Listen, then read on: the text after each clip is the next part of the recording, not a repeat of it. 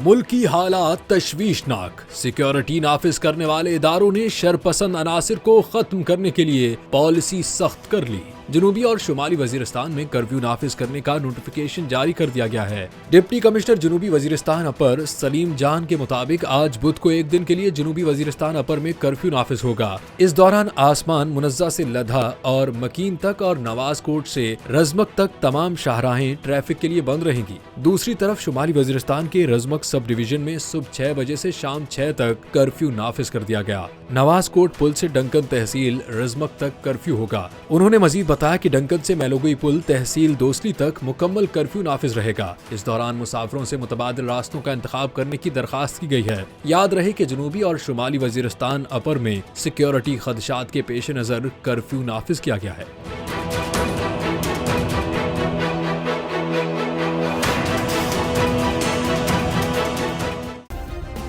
Subscribe करें और bell दबाएं ताकि कोई खबर रह न जाए।